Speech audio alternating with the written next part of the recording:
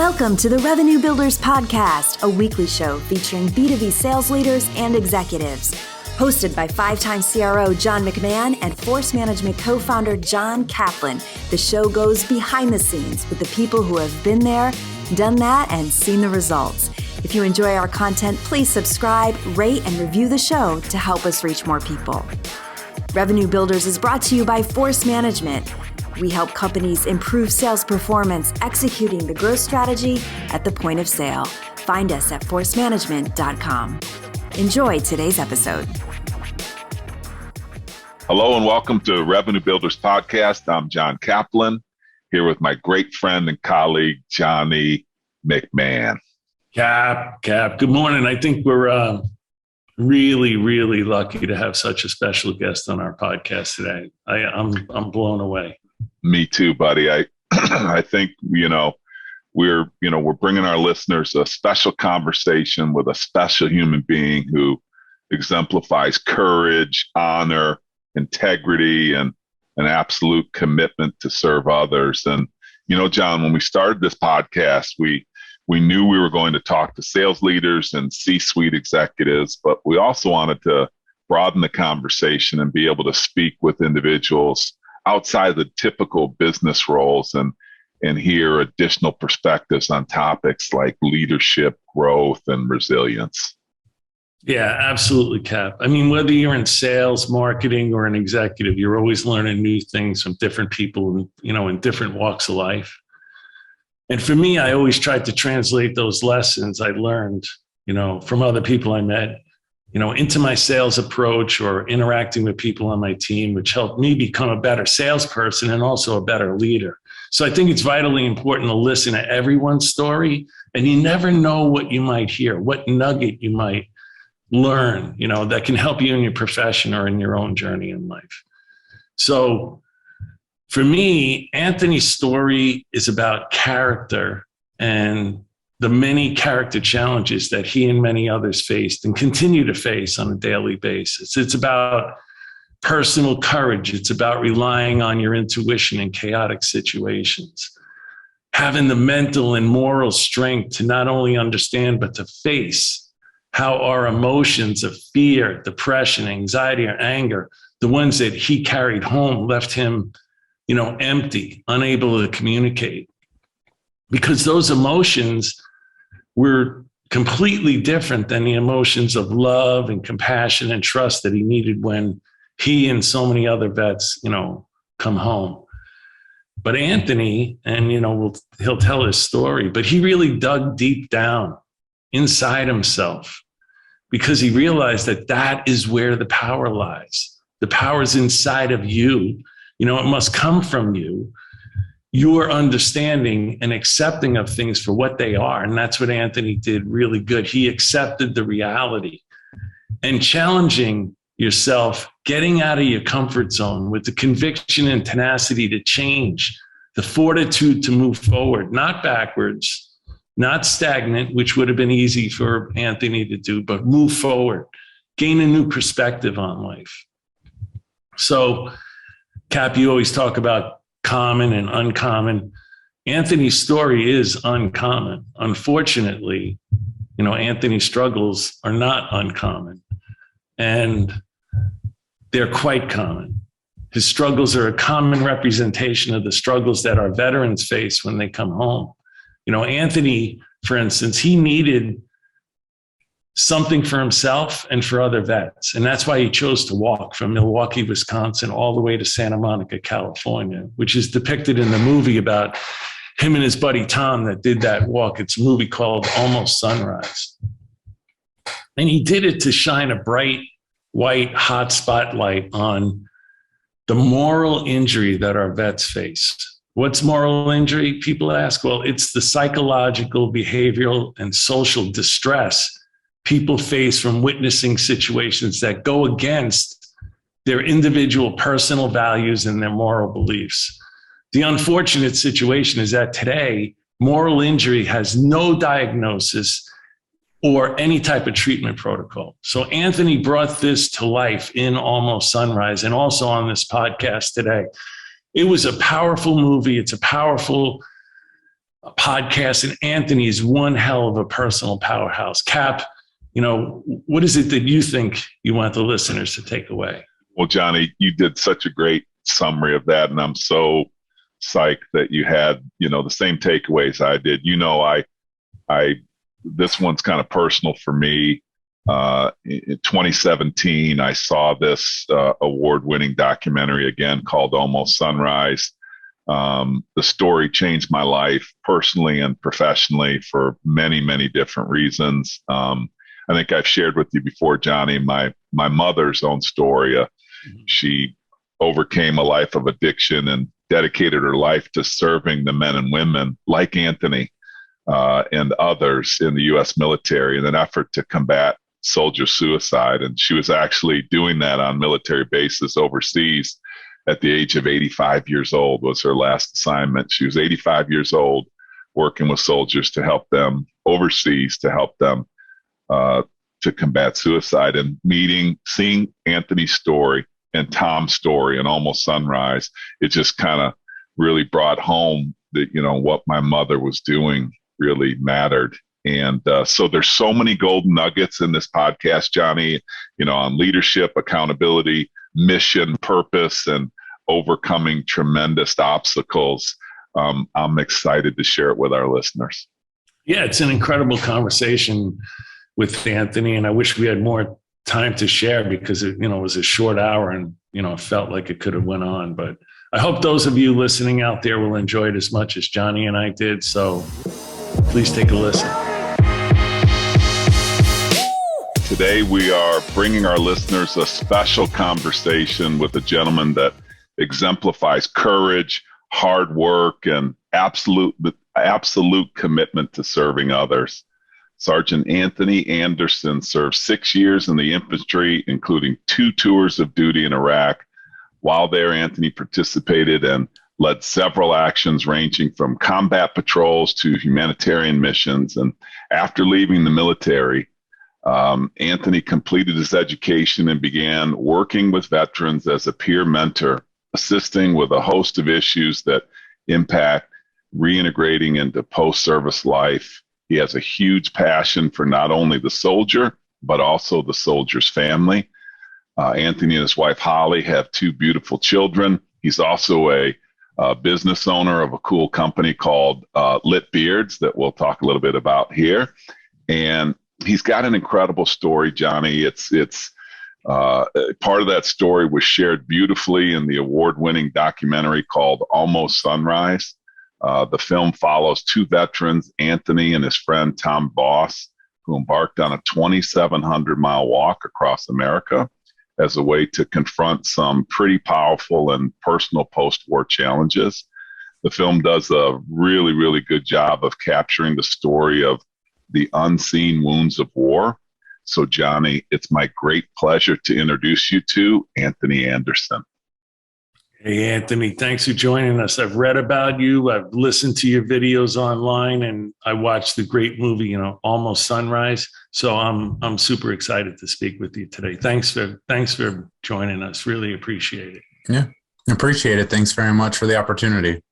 You got it, Anthony. So as we're going through this, I'm kind of John Cap. This is John Mac. If it gets confusing, just say sure. Mac or Cap, whatever's easiest for you. But let's dive in, Anthony. We talk a lot in our podcast about showing up and doing the work as a leader.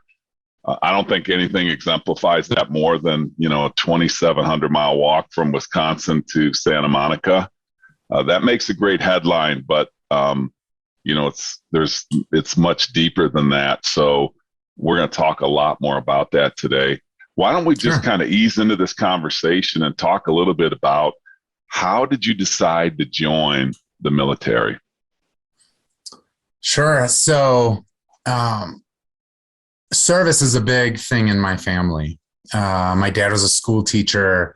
My mom worked in a nursing home. Like my grandma was mayor of her town. Aunts and uncles were nurses, things like this, like always serving people, recognizing the work that we can do to help and support people within our communities is always a big driving lesson for me as I was growing up.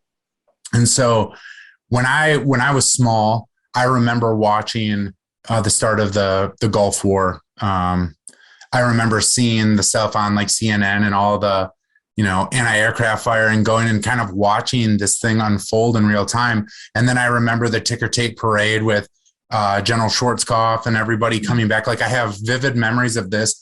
And so even from a very early age, I had a great deal of reverence and respect for the military. And then I think as I grew up, I just found myself gravitating more and more to it. When I was 16, I actually went in to speak to a recruiter. My grandfather was a Marine, and I thought, like, I'd like to be a Marine. And so I went in at the age of 16 because the earliest you can enlist is when you're 17 through something called the delayed entry program. And then you'd go to basic training and then come back and do your senior year of high school and stuff. And I went in to speak to this recruiter. And quite frankly, he was a terrible recruiter. He was a terrible salesman.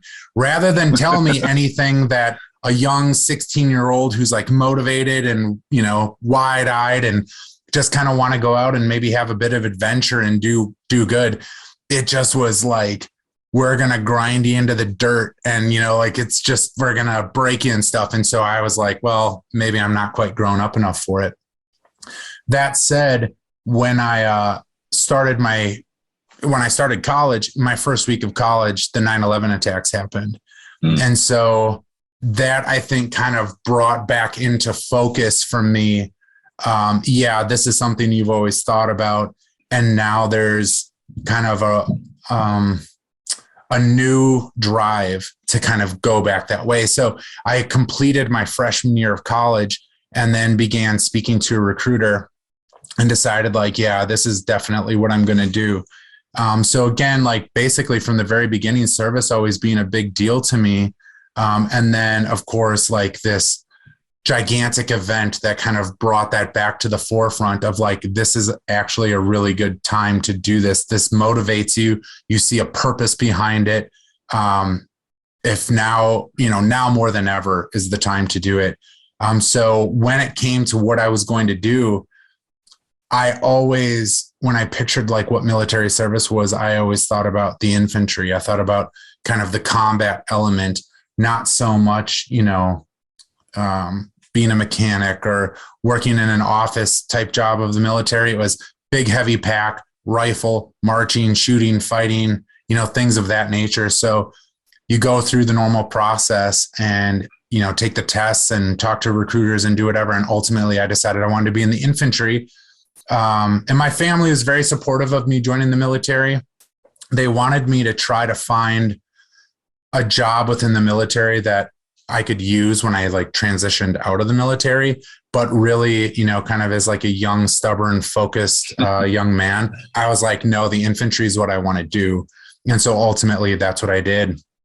Now you're in the beginning. One of the things I found amazing, I don't think this came out in the documentary, I think I read this somewhere, is that you go to basic training, you're in, and your unit doesn't get deployed, but you volunteer to go in another unit, and then later on something happens again and you sign up to go to Iraq again. We're leading into this kind of duty that you were experiencing. Could you talk a little bit about that? I find it amazing. Sure. So the values of the Army, they kind of spell out a version of leadership, right? Loyalty, duty, respect, selfless service, honor, integrity, and personal courage. And so they really, you go through lessons on what all these things are. And so all through the course, like when you go to basic training, you're assigned what they call a battle buddy. So essentially it's somebody who keeps you accountable. So you can't just kind of learn to be an individual. Even your day-to-day, it's team. So if that team is as small as one other person, you're always doing this. I was in the reserves. I was in the Guard. So I wasn't a regular everyday active duty soldier like my buddy Tom was. Tom Voss, who we'll talk about later with Almost Sunrise. So as a reservist, you do the 1 week in a month, 2 weeks a year type thing. And so I graduated from basic training in June 6th of 2003, the anniversary of D-Day. And then the next year, as I was finishing my 2-week, 1 week in a month, 2 weeks a year, as I was finishing my 2 weeks a year, they said to me, "You've been involuntarily mobilized." And what that means is a unit somewhere is deploying and they don't have enough qualified people. So you have been selected to go to fill a vacancy. And you're going to leave in 30 days. Wow. Okay. So on my way home, I didn't tell my family and stuff like that. But one of the people that I called was my battle buddy from basic training, who also lived in Wisconsin, just by coincidence. And I'm talking to him and he's saying, yeah, I've just started college and my girlfriend and I moved into our home and, everything is going really well for me. And I'm like, oh, that's fantastic. I hang up the phone with him. I got a call back from my unit. Have you told anybody that you're deploying yet? And I was like, not too many people, but a couple. Why? And they're like, well, actually there was a clerical error. We didn't realize what rank you are. You actually have too much rank. We're not going to send you. We're going to send somebody else. So you don't have to go anymore. So I hung up the phone, immediately get a call from my battle buddy. Hey, they've taken me now in your place. Oh my gosh. And so I was like, oh, Mike, okay, look, I don't think you should do this on your own. Like, let me see what I can figure out. I'll go with you. Just give me a minute. And so I hang up the phone with him. I call my unit back and I was like, look, instead of taking me, now you're taking my battle buddy. I want to volunteer because I don't think he should have to go by himself. We did basic together. Let's do this together too. So I remember they asked me, are you sure you want to do this? And I said, yeah, I'm sure. I had already kind of started to prepare myself, as much as you can in those first hours or so. So they said, okay, no problem. They hung up the phone. A couple of minutes later, my battle buddy calls me. You're never going to believe this. Somebody volunteered. I don't have to go anymore. Oh, and that was me. Dude, So it dropped him out. Man. So it dropped him out and it put me in. And I was like, okay, well, this is what's happening. So it was like me and 12 other individual soldiers from Wisconsin went and filled vacancies with a deploying brigade from Louisiana. So I then went to Fort Hood, Texas, and I did all of my pre-deployment mobilization. You get your shots, you get, new uniforms for, being over in Iraq, et cetera, et cetera. And then I met that unit a few days before we flew to Kuwait. They had been training together for like 6 months. So I didn't really have relationships or rapport or anything like that. I just kind of showed up and I'm like, here's my paperwork. I'm with you guys. And then shortly thereafter, we went to Kuwait, acclimated for 3 weeks, and then convoyed up to Baghdad and had that deployment. When I came back, you had kind of alluded to, I also then volunteered the second time. Yeah. So yeah, we can get into the what happened in between the deployments. But for the second time, some friends and I in my unit in Wisconsin, we kind of made this pact. If 2 or 3 of us were involuntarily mobilized, the balance of us would volunteer. There's about 7 of us.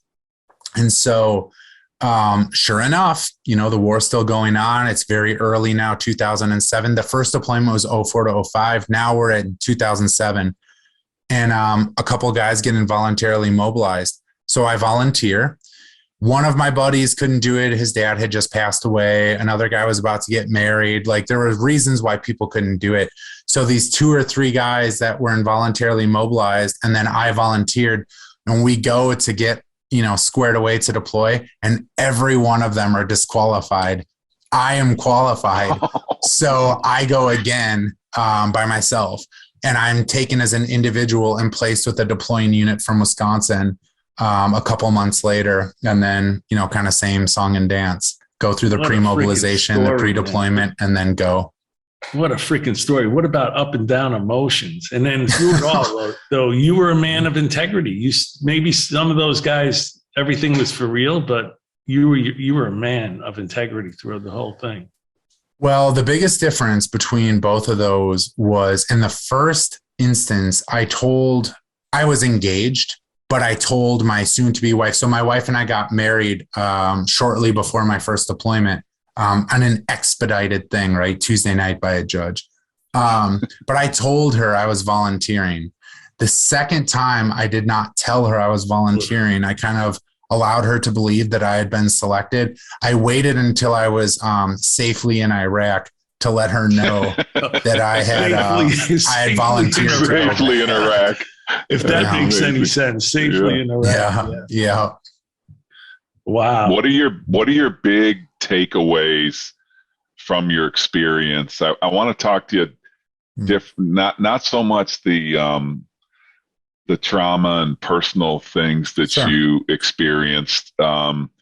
If you were talking to somebody that was, thinking about the military, or what did you learn that made you a better individual?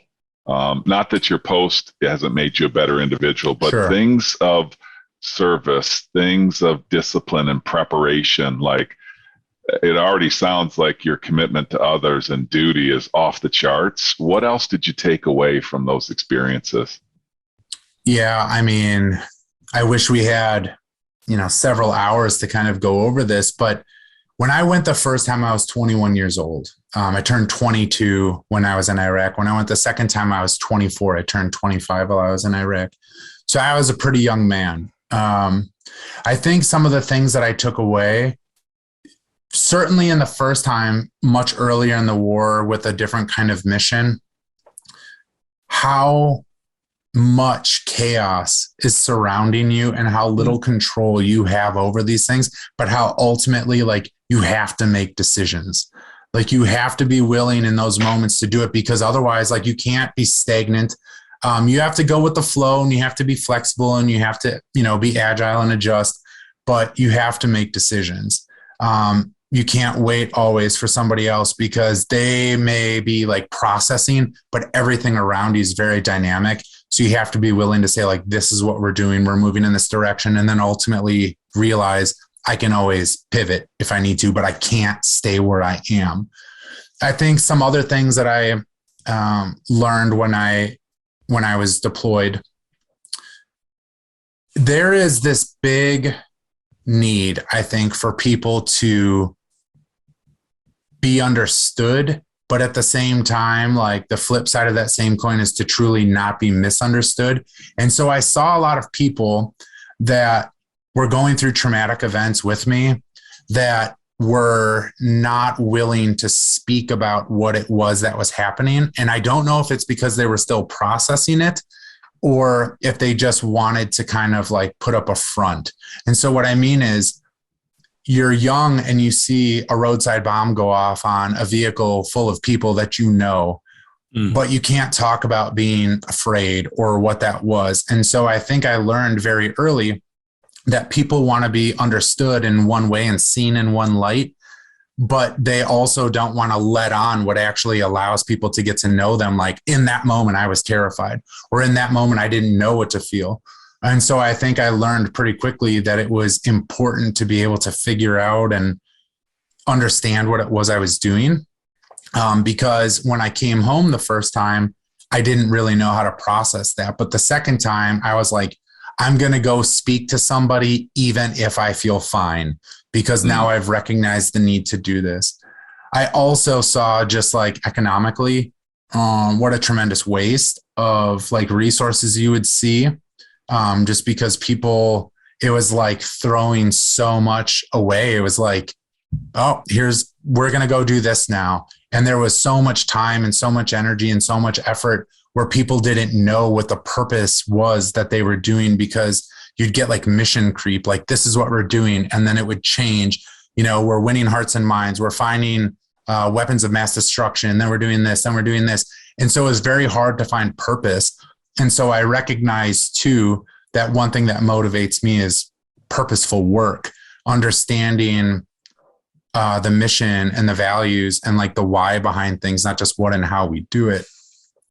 I think just to kind of tie a bow around it, I think I also kind of discovered, how many people were affected by what was happening that were actually living the life, but whose decisions were being made by the opinions of others that weren't, that had no vested interest, and how much resentment it was building up in people like of my generation, because they were going and doing these things, and they would come back and they would hear everyone's opinions as to what we were doing, but those people were totally disconnected from it. Yeah. So I found that it was very important to be able to communicate and tell your story, because otherwise other people's opinions will overtake it. Can I go back and touch on a couple of things that you said, Anthony? Yeah. So please. one on the chaos thing, and you have to make decisions, and you've never seen this type of chaos before in your life. And you have to instinctively almost know what to do. So did you feel like, hey, I'm starting to learn to trust my intuition to make these decisions? What were you learning about yourself that allowed you to trust yourself in this situation? I think you learn to trust those people that are around you, because like we all wear the same patch, right? So you got the American flag patch, and then you've got your unit patch. And even when you're not necessarily like, you don't always like one another, right? It's just like when you're working with somebody, it's like you're collegial and stuff, but maybe you're just personality wise, you don't vibe or whatever. But you're on the same. But you know that when things go sideways, that person will have my back and I will have theirs. And it's not just because we wear the same patches on our, on our sleeves. It's because we're doing this together, and it's my responsibility to take care of you, and it's your responsibility to take care of me.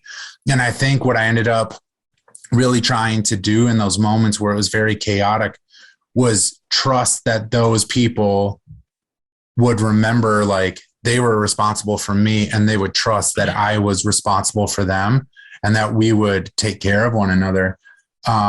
That my own self-interest was really kind of rooted in making sure that everybody else was okay. I know that there's always this, this kind of perception of like mom, dad, apple pie when you're deployed.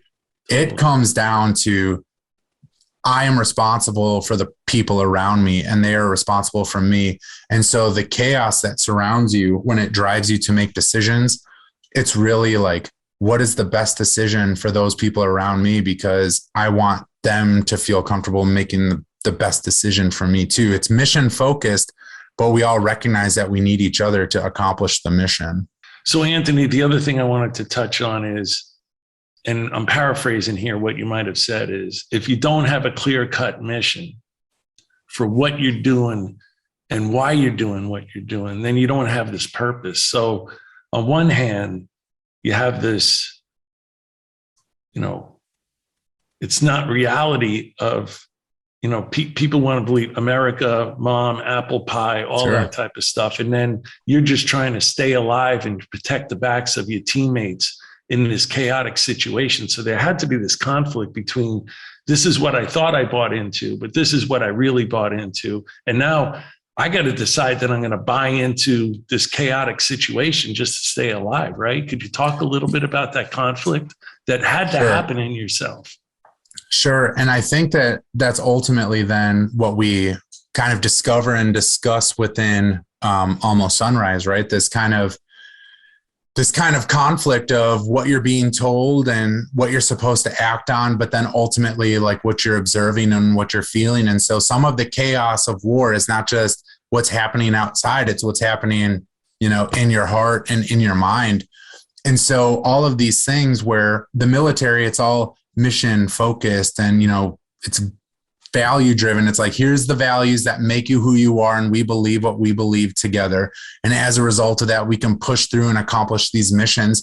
But again, like when the mission creep sets in and all of a sudden you keep having to change 1 degree here, 2 degrees here, 3 degrees here, where you started and where you are, it's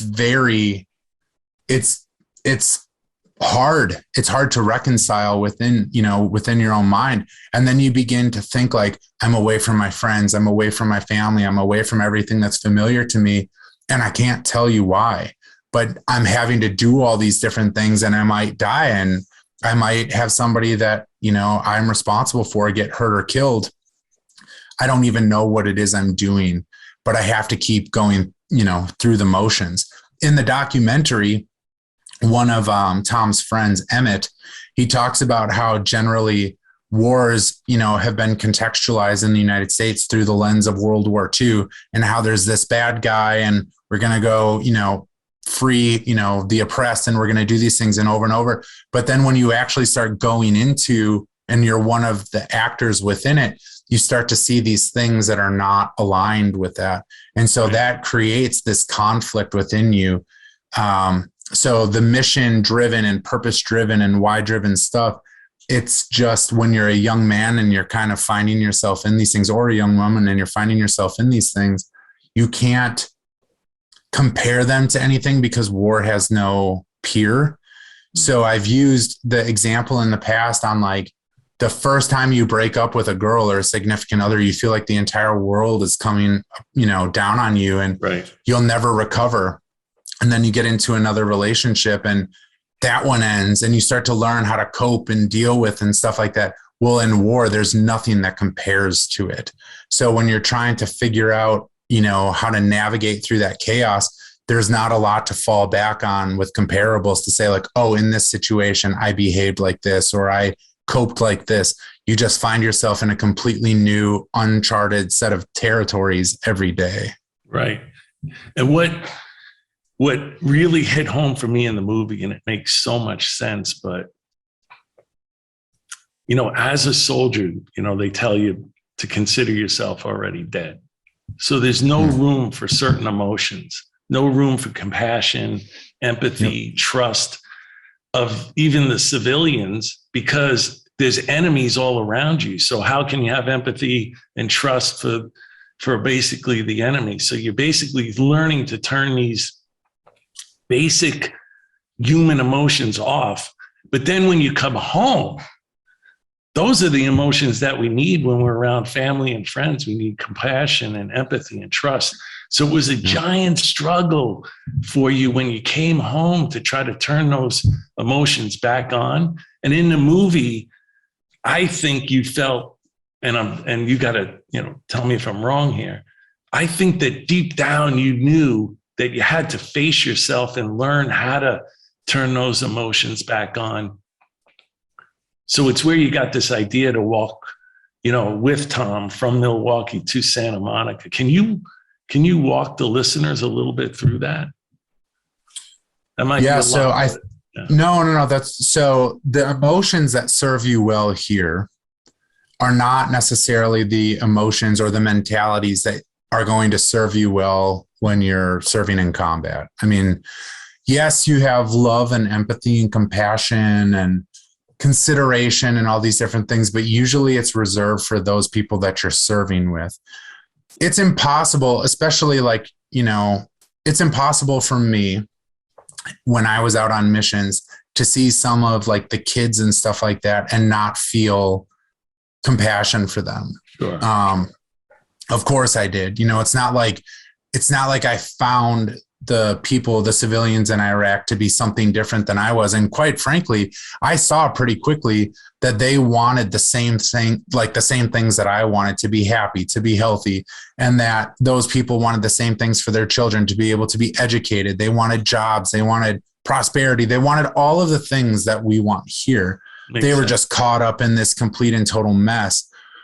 But after a while, when you're going through these, areas and you're getting blown up, or you're hearing about people that driving down the road and, somebody set a bomb off on them, you lose some of that consideration for humanity, and it becomes more about surviving. And so you start looking at everybody as a threat. You start looking at everybody as a bad actor instead of giving people the benefit of the doubt, because it's literally 1 second they're smiling and waving, the next minute somebody's pressing, a button and blowing you up.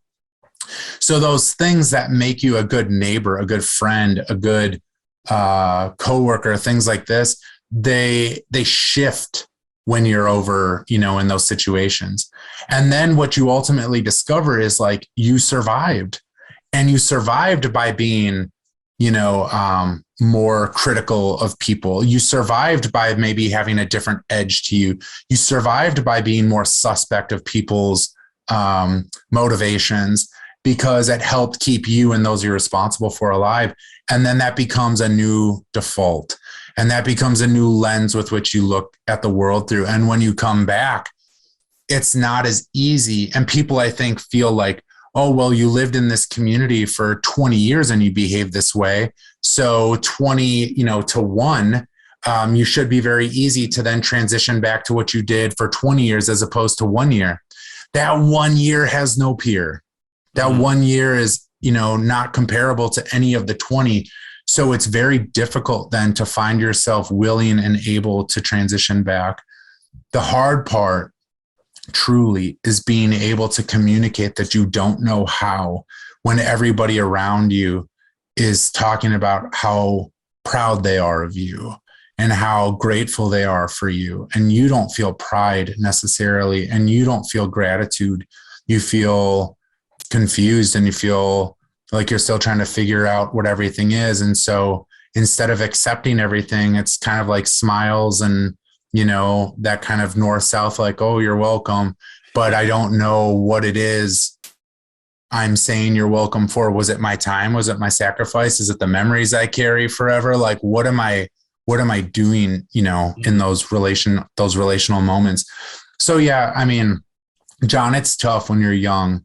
It's tough when you're old to go through these things and then come back to a community that wants to embrace you and say thank you, but you don't even know if they really understand what it is they're thanking you for. And you don't even know if you can define what it is you did, because again, the mission and the purpose changed so many times. You can't even say, yes, this is what I did.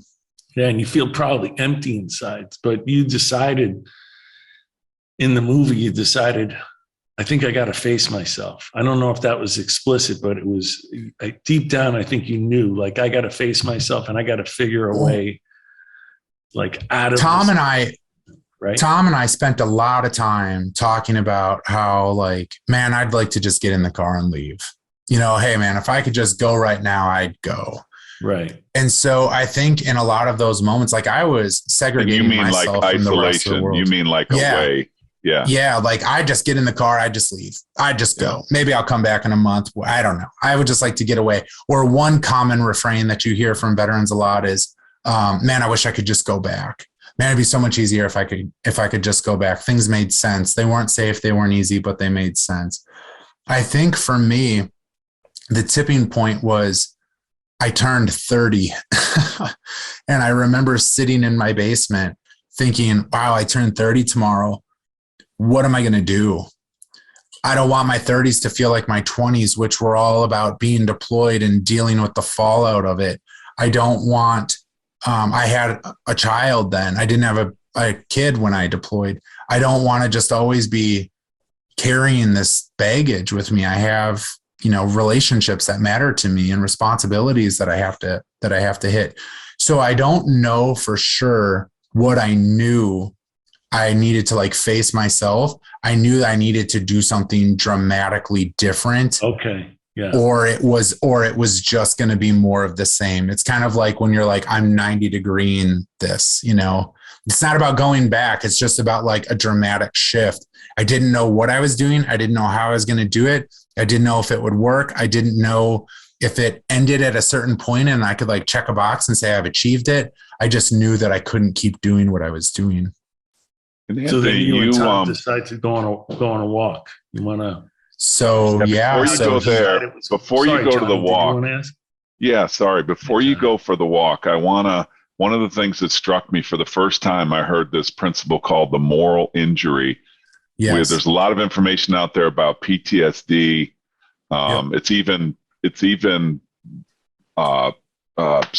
goes outside of military. There's, people experience PTSD in a number of different situations, but the documentary helped me. It brought a phrase to me called moral injury. Could you kind of talk about the difference between the two, or the similarities, or what they mean? Sure. So post-traumatic stress has been around, within the context of the military, has been around forever. The names have evolved, right? Soldier's heart, battle fatigue, shell shock. Like there's always been different ways of defining it. But, it's been more recently within the last several decades that it was kind of defined as post-traumatic stress disorder when it was kind of given this clinical definition. To me, post-traumatic stress disorder is really just you processing trauma. It's like a normal reaction to an extraordinary set of circumstances. And very much to your point, post-traumatic stress is not reserved for combat veterans. If you are in a traumatic relationship, when you get out of it, you can deal with post-traumatic stress. If you're standing, at a bus stop and you witness a car accident and people get hurt and stuff, you can go through post-traumatic stress. Again, it's the processing of trauma. Moral injury is when you find yourself in positions where you are doing or behaving or are a part of something that goes against like your moral compass. And so the idea of moral injury, it doesn't always mean, because of killing somebody or anything like that. It can be witnessing something and not taking action to like help somebody when that's the right thing to do, because it would go against, kind of the current of what's happening around you or other decision makers around you. And then you carry these burdens. So it's kind of like a different type of trauma that, post-traumatic stress, they talk about. You can go and you can talk to a clinician, or in some cases, people are put on certain types of medication. Whereas moral injury is something that, can't be medicated away. It's something to where it is a part of you. It's who you are. It's that moral compass. This is something that within the film, then we discuss the way in which you address it is through forgiveness. Forgiving yourself, forgiving others. In some cases where you see in the film, Tom forgiving God for, the trauma. So I hope that kind of explains a bit of the difference. And it also, one of the primary questions we get about moral injury and why we don't hear about it more, it would call into question the morality of war. And that is not something that a lot of people have a big stomach or appetite to discuss, especially, at a government level. So when you talk about these things, that moral injury is about people. If you start talking about the morality of war, we're opening up a completely different can of worms. Right. So Johnny, you were going to talk about the specifics of the walk. Please take us on that journey. Yeah. So Anthony, in the movie, you and Tom decided we want to get to a point where we can turn around. And in order to do that, we're going to walk from Milwaukee, Wisconsin to Santa Monica, California. Yeah. And hope that this could be a therapy that, might help us. And maybe I'm saying that the wrong way, but could you just walk the listeners through that? Sure. So I think in order to kind of understand it, you have to understand like how it happened.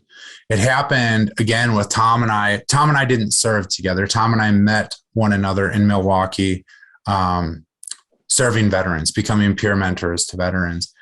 And even though we were doing good in the community, we weren't really addressing kind of our own issues.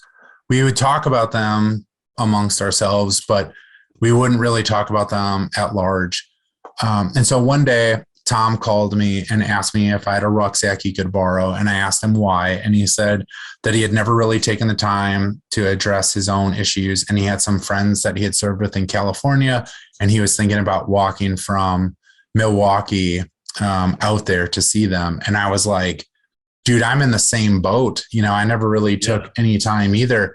What if I come with you? And it quickly then snowballed into like, well, if we're going to do this, then like, let's really do this, let's try to raise awareness of what it is that's happening to us and, the veteran community and those families.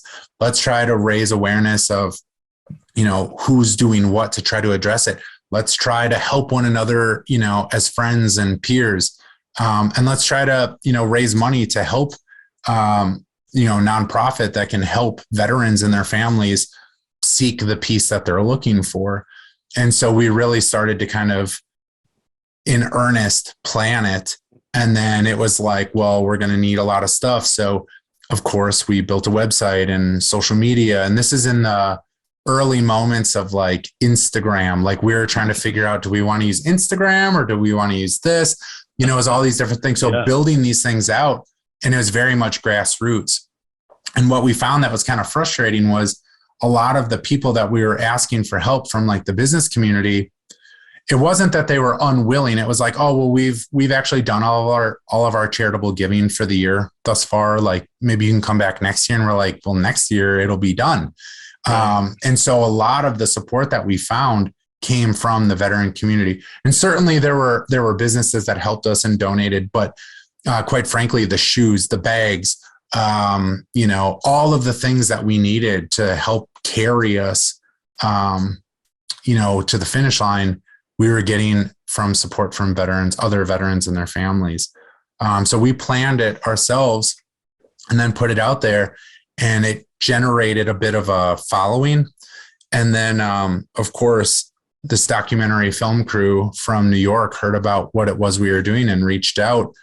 And that changed the tides of everything ultimately as to how we experienced what we were going through, but then ultimately how we memorialized what it was we were doing. Right. And for a lot of listeners, like 20 veterans, die a day. And I think the fact in the movie was that twice as many die once they come home versus in war. Isn't that right, Anthony? So it was a big thing that we discussed was the veteran suicide rate, which is, it's been shifting for years, right? 18, 20, 22, it's always kind of moving, but these are kind of like the declared known numbers. What we'd end up seeing a lot was just a lot of self-destruction, a lot of substance kind of abuse, a lot of people's relationships disintegrating, a lot of people just kind of losing themselves and ultimately then not counted as a casualty of the war because they didn't, die, overseas, but they came home and their lives just got away from them. And some of them, committed suicide, and some of them just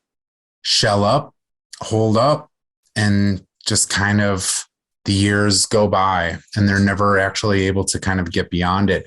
And so Tom and I, in our work in the veteran community, we were really embraced by the Vietnam veteran community who did not want to see the same sort of future for Tom and I and the Iraq and Afghanistan veterans as their future, which I don't mean to put into the context of like coming home and people being poor, treating them poorly, but more just like the loss of relationships, the loss of friends, the loss of self, the loss of a future, because, that war is a watershed moment then that they could never kind of live or get beyond. And in the movie, it seemed to me like there were many powerful moments, but one pretty powerful moment, at least it struck me as powerful, is when you're on the Indian reservation and you met with like the Indian chief. And so that was with Wolf Walker. Yep. So we were in that was powerful. Sure. Yeah. We were in the Garden of the Gods by Colorado Springs. And so how we got linked up with Wolf Walker was the documentary crew sometimes would advance, ahead of us to kind of see what what was there. And they went to a conference for an organization called TAPS. And TAPS helps basically the survivors of veteran suicide. And this Native American community heard about Tom and I, and they were like, when they come through, we want to meet them. And one person in particular, Wolf Walker, wanted to meet with Tom and I. So when we met him in Garden of the Gods, this was literally our first meeting with him. We knew that we were going to meet him and we knew that he wanted to talk with us, but they kind of told us like, he's going to be in, regalia. He's going to be dressed, traditionally. Yes. And this is kind of his this is kind of his role within, the community. And so we go and we find this spot and we begin talking. And it's interesting because as Wolfwalker is speaking with us, one of the first topics that he broaches is one that you don't really ever like lead with, which is like, what's the worst thing that you experienced? Mm-hmm. And so both Tom and I have to kind of speak about these things. And then we listen to, Wolfwalker's kind of interpretation of what those moments meant in that moment, as well as the future and kind of where we are and how we need to work beyond the trauma and how we can do it. One of the interesting elements of meeting him was he was able to like contextualize for us how the Native Americans, historically chose their warriors and welcomed their warriors home, and that whether it was their biological children or not, they treated every one of them as though they were their own blood, and how maybe they gave them space in order to deal with the traumas of the things, that they had seen and done. And it was very interesting to see how those communities took ownership over every decision to go to war because of the incredible gravity that decision carried, but then also the incredible amount of responsibility that those communities took in welcoming them back and transitioning them back into the tribe. And so meeting him, yes. And so meeting him certainly brought us into, gave us new lessons to consider, as we were trying to figure out where we were going. He seemed like a young man, but the way he spoke was as a very, very experienced individual. Oh yeah. He was a good dude. Very compassionate, very open, very honest. That the entire community was incredibly welcoming. He in particular, but they have a special place for me. So it's good. So Anthony, what was interesting for me is the differences in yours and Tom's really stories, and we won't have you speak for Tom's, but the differences. Like, I think when I first looked at it, you were talking about isolation, and it looked like you were gonna get on a walk to go away and to just get away. But I actually think and you might have said this somewhere that I might have read that, but it saved you because it actually had you plug into community. You didn't really, guys, get away because people started following you. Talk about some of the experiences you had where people would just, I think one of the Vietnam vets parked, a mile ahead of you and gave you $20, and you don't know who you're encountering, and that's kind of hard for you guys because you've spent a lot of time in isolation since you got back and just trying to be away, and you actually became a part of the community walking, right? Yeah. So to that point, many people were like, wow, it must be really nice to kind of like unplug and disconnect. And I had said like, no, I think actually what we were doing was kind of plugging back in and reconnecting for the first time in years, because we were getting out of our basements. We were getting out of our heads. We were getting out of these things, and we were truly back out with people, and putting ourselves back out there and being willing to share our stories as well as hear other people's stories and see that, our experiences were unique, but our, veteran experience like this has been playing out for many years. So if you want to see your future, just go talk to somebody who, was a veteran and then has lived 10 years, 20 years, 30 years, 40 years beyond you. Like, here's exactly what's going to happen. Now, with respect to people that we met along the way, the example that you just gave was probably one of the most pivotal moments for me on the walk. And then I think one of the most consequential moments probably in my entire life, which was walking on this highway out. It's a nondescript road, county highway in Nebraska. And it wasn't a veteran that pulled over. This car pulls over. Oh, yeah. I don't know. He's a quarter mile, half a mile ahead. And that's always a very troubling thing, because you don't know, is this person going to rob you? Like, what's their motivation? And so as Tom and I come up, he pops out of the car and he's like, "Are you guys those veterans walking to California?" And we're like, "Yeah." And he's like, "Well, my brother died in Vietnam." And so this is 2013. So, you got to think like his brother's probably died 40 years earlier. My brother died in Vietnam. I don't really have a lot, but I've got $20 and I want to give it to you. And if you want to put it towards, your mission for raising money, or you want to buy Gatorades or socks or whatever, this is just how I can help you. And so, we talked with him for a couple of minutes, and then Tom and I still had like 18 miles to walk for that day. And I was really kind of reflecting on what he said, that he didn't identify himself as a veteran, but his brother, and that his brother's death was impacting him still so much to this day that he sought out two bearded idiots on the side of the highway to give them $20 because that's what he could do, to help. And I thought, wow, so he didn't identify himself as a veteran or ever having set foot, in Vietnam, but that war is still impacting him to this day. I actually went to war. How long is this going to impact me? And then what am I going to do with it? And I started all the dominoes started to kind of tumble, where it was like, so I had this experience and now I'm going to carry this with me. And then I'm going to teach some of these lessons that I learned, for better or worse, to my daughter. And then my daughter is going to teach her children. And then pretty soon there's going to be generations of my family that have never served in the military, certainly aren't going to go, to Iraq, and aren't going to meet me because I'll be dead and gone. But the lessons that they're being taught by their mom and dad will be lessons that were taught by, the generation before and the generation before, and they'll be rooted in my experience in Iraq. They will be the lessons about duty, selflessness, trauma, anger, frustration, whatever it is. And so it very quickly kind of recalibrated for me the perspectives and decisions that I was carrying, and the perspectives that I had, how far reaching they were going to be for the rest of my life. And it was pretty damn important that I make some decisions as to what I wanted those perspectives and those lessons to be for those around me, because those lessons were going to endure and they were going to have legs. That wars end when peace treaties are signed, but wars don't end in you. And so it just becomes a choice then in that moment, how do I want to carry this on?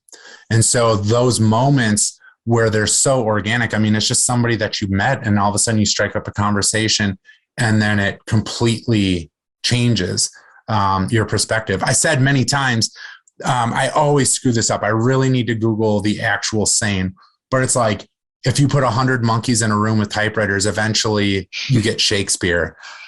Instead of me being the monkey with the typewriter, and eventually 40 years down the line, I'll, type out to be or not to be. I went directly to Shakespeare and I got the lesson right away. And so I feel very fortunate that I got it when I was 30, as opposed from experts that have lived a life, as opposed to finally figuring it out 30 or 40 years later. Johnny, how many business leaders you think are going to contact us trying to get in touch with Anthony? There's no doubt, Anthony. As long as they do what we want. I want to transition now. The whole reason, one of the main reasons that you did the walk was, again, to raise awareness for vets. And I think I'd like to transition the conversation there and talk a little bit about how you feel about that, Anthony, and ways in which some of our listeners can go and help, raise the awareness for vets. Sure. So I think, yes, one of the elements one of the three reasons why Tom and I did the walk was to raise awareness of the issues impacting veterans and their families. I think it's very appropriate and very, how would I say this? Very appropriate and certainly very motivating to know that so many people want to support veterans. But I think very often their families are overlooked. Veterans are the ones that are the war fighters. We're viewed as the ones that went and did all the sacrificing and saw, whatever, did whatever. But the wives and the husbands and the kids and the moms and the dads and the brothers and the sisters that stayed back, I mean, they dealt with a lot of trauma and a lot of uncertainty, and, you know, all of the times that they don't turn on the TV because they don't want to watch the news and see what kind of nonsense is happening where their loved one is. So I feel like it's certainly very appropriate that there's a lot of infrastructure and good people that want to do good for the veterans. But I think ultimately it's very important that people not overlook the spouses and the children. And there are a number of resources out there, both from community-based agencies, all the way up through kind of like government, you know, through the VA and stuff. From me, there's a couple things that I would suggest. One, if you're a business leader, there are programs like American Corporate Partners where you can volunteer to mentor, coach, and help professionally develop veterans that are trying to get themselves into the workforce. Now, sometimes it might be specifically within that field, and it might also just be, hey, I'm trying to develop a new skill. I'm currently employed in this way, but I'm interested in kind of transitioning my skill set. You work in this field. Can you kind of help me? And so American Corporate Partners is a great way to do it. So if you're a veteran and if you're a veteran and you're in business and you want to mentor and coach other veterans trying to figure it out, great. If you're not, that's cool too. They've got opportunities for you to do that. So if you're a professional and are interested in it, check them out, ACP. So American Corporate Partners. If you're somebody who's looking for a way to help another veteran who might be dealing with trauma, stress, anxiety, there are a lot of good things like Project Welcome Home Troops, which you see in the film. They deal more with mindfulness and meditation and trying to equip you with the tools that you can have within yourself and a practice that you can do daily or when you need it, even in your own home, to deal with stress reduction and anxiety reduction and trying to bring yourself a sense of mental and emotional and physical peace, so you can release some of the trauma and the burden that's out there. So if somebody says, yeah, I'm looking for something, but I'm not quite sure if I want to go talk to a counselor, or I'm completely against medication, or, whatever it is, there are things like Project Welcome Home Troops that are out there that'll help teach you. They're so simple, but they're very impactful. And my buddy Tom that I walked with, he started his own thing. He went out, became certified to teach, the mindfulness and the meditation, but he also learned how to teach yoga. So check him out, Ojai Earth, OJAI Earth. OJAI. You can Google it. Yeah. So like Ojai, like the city in California. Earth? Okay. Yep. Ojai Earth. So like the city in California, he's out there doing that. That's what he's trying to do. I also think too, it's tough for veterans to accept the fact that they need help because we've accomplished so much and we feel like we're pretty self-sufficient.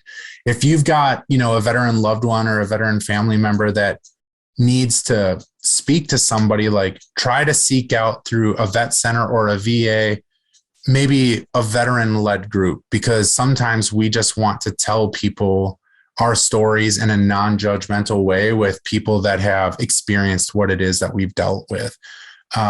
So these are some things that I think would help, but then the community at large. So whether you're a veteran or non-veteran, business or not, the biggest takeaway that I would have is this: when the drumbeat for war is beating louder and everybody starts to put into context the need to go to war and how much it's going to cost and how quickly we'll do it, et cetera, we need to hold those decision makers accountable for things like how many doctors, how many nurses, how many psychiatrists, psychologists, nurse practitioners, peer mentors, et cetera, do we need to have in place?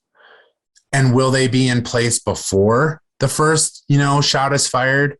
And if not, when will they be there? Because I think one of the greatest lessons learned was our generation of veterans, the Global War on Terror, OEF veteran, when we came home, those VAs and those caretaking kind of facilities were not set up to deal with the needs that we had. They were more still set up for World War II, Korea, Vietnam era veterans, and the needs of veterans of those ages, not so much us. So I really, really, really believe that when discussions about war are happening, we've got to remember what the care kind of needs are going to be. And we need to demand that those things are in place, because that's about, more human loss. And like I said, people will come home and they will self-medicate, they will segregate, they will do these things. And then all of a sudden that toll might be exponentially greater with loss as a result. So that's really what I would do. I would say, encourage yourself to look at nonprofits and agencies that you believe in and align yourself with those things that interest you. Instead of donating your money, donate your time. Find out how you can get involved. If you have a skill or a passion or an interest, I promise you, there are ways that you can find within your community a way to be able to provide support to those places. And the best thing that you can do is give your time, because then you will see that mission through to the end. If you do not find something within your community, then do it. Then be that one, right? Then say, hey, and there's plenty of community boards, whether it's on Facebook or some other version of social media. Hey, I'm a veteran. I'm this guy. I have this skill. I'm this woman. I have this skill, whatever it might be. I'm willing to offer my time and my support to somebody who might be doing this or need this. There are countless ways to do it, as long as you can always remember that your ultimate goal is to just impact people, their lives. I mean, that is truly the bottom line. So that's what I would say the best way that you can get involved in supporting veterans and their families would be. But for the listeners, Anthony, the ones that you mentioned, American Corporate Partners, Project Welcome Home Troops. Welcome Home Troops and Oh Hi Earth. Yep. We'll make sure that those are in the show notes for the listeners. Yeah. And then you got guys like me. Then you got guys like me who let's go. Are young veterans, and young veteran entrepreneurs. And so I started a business, Lit Beard Company. So you can find me litbeardco.com. How do you spell that? LIT Beard CO. So like litbeardco.com. So Lit Beard Company is a veteran owned beard oil business. And so I do cool things like I hand make beard oil and then I wax dip every bottle like it's a bottle of bourbon, right? I hand make everything, beard oils, beard balms, all these sorts of things. And so that's great. But what I really do that I think has an enduring effect, not just on making your beard look good, smell good. I donate $1 from every one of my sales to Project Welcome Home Troops. I think that just because my service, when I wear my uniform, has ended, my service to fellow veterans in my communities and my country doesn't end.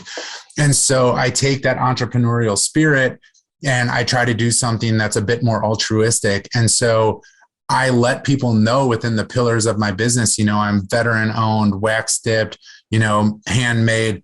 And then they align themselves with me, not only because they like what I do as far as the product, but they love the mission behind it, that it is super important to me that as a veteran owned business, we support veterans and their families. And that's why I donate $1 from every sale to Project Welcome Home Troops. There are a lot of veterans out there that are entrepreneurs that have come home and they've started their own businesses. Find those businesses and support them. Understand that there's a lot of us out there that had a lot of really good skills that we learned. Sometimes, like even in sports, the intangibles, there wasn't a lot that I could bring home from being in the infantry, but with respect to organization, leadership, planning, kind of that drive, that inherent thing within me that just keeps me going and doesn't let me quit. That serves me well as an entrepreneur. I mean, that's kind of one thing that you gotta have. You cannot stop, and you have to be self-reliant, and you have to be adaptable and agile. So there's a lot of us out there doing good, and those are ways that you can certainly help veterans and their families. Don't leave out your integrity, Anthony. What you're doing, like we talked about in the beginning of the podcast, and even now, you're walking the walk, you're talking the talk. You're giving back to the veterans through your business. So. Always. Amen, brother. Very good, Anthony. job. That was an amazing interview, dude. There's so many golden nuggets, Johnny. I'm going to attempt to do just a quick summary. Yeah, of some of the things that we heard, but holy smokes. And my point about business leaders contacting you, Anthony, get ready. I don't think it's about donations. I think it's about, using your skill sets to help some businesses with your leadership skills. So here's some of my. I'm happy if talk about a if guy you ever know an SKO, a sales kickoff. There's your man right there. No doubt. I mean, for real, I've done a lot of public speaking, obviously. So if there's somebody that's like, hey, we'd love to fly you out here and talk to our group and provide a measure of context or a measure of motivation or whatever, I'm certainly happy to do that and talk to those people. You'd kill it. You would absolutely kill it, Anthony. Let me talk about some of those. Let me talk about some of those topics. We'll make sure we have all your contact deals in the show notes. There's no doubt in my mind, folks are going to want to reach out for you for a myriad reasons. Sure. Here's a few takeaways. First of all, the service and the integrity. I got chill bumps when I'm looking at these. To your battle buddy, when you took his spot, how many people actually do that? And then the second time around, the 2 or 3 or more of us go, we're all going, and then nobody goes, and you go anyways. It was amazing. You said you have to make decisions. You can't wait. In the context of what you were experienced, it really made you make decisions because they were in fact life or death in many cases. And you also talked about communication with transparency is how I paraphrased it. Communication with transparency, which probably would have alleviated some of the problems that you were experiencing with mission creep. So I'm talking to my leaders out there, my business leaders. There was a ton to take away from this podcast around mission creep without purpose and purposeful work leads to resentment from the troops. And I thought, man, that just really, really resonated for me. You talked about something really powerful. That 1 year has no peer. Just because somebody looks like they're okay, they spent 20 years, doing something in a community, and then they went 1 year away. And you said that 1 year has no peer, which led us into the conversation about the differences between PTSD versus moral injury. Those were really fascinating. I loved seeing the story of the wolf walker. But the takeaway that you gave me was the responsibility of a community to take care of the soldiers before they go, when they're there, and when they come home, and their families. Is really there's no doubt in my mind why that became a major turning point for you, and the emphasis on the families. We talked about the different charities that you highlighted.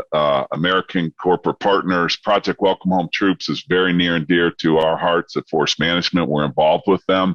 We love what they do. Any veteran, anywhere, any place, anytime can go and get that experience, that Project Welcome Hope Troops experience. It's free for any veteran. There's no sense in suffering. It's free. So if you have family members out there that are suffering, introduce them to the folks at Project Welcome Home Troops. Contact Anthony. He knows the people at Project Welcome Hope Troops. Yeah. Ojai Earth is another one, but your main message was to donate your time as well as your money so you can really be prepared for understanding when there's a drumbeat of war. It's a lot more than just the logistics costs of things of war. It's the total costs, including coming home and thriving for our soldiers and their families. Dude, you killed it. Oh, sorry, Litbeards. Litbeards.com. Litbeard Co. Litbeardco.com. Litbeard and a dollar from every bottle goes to the vets. That's a no-brainer. I just wanted to add 2 other things, especially for the business leaders that I picked up that are very pertinent to any business person is where Anthony said, if you don't understand why you're doing what you're doing, then what's the purpose? And there's many organizations where the leaders haven't really given their people the purpose and a vision for what's going to happen and why they're doing what they're doing. And the second piece was in the chaos that Anthony talked about, you have to rely on your intuition. There's many situations in business and in sales where people they're in their head too much, and they don't really and haven't learned how to rely on their intuition and trust that gut.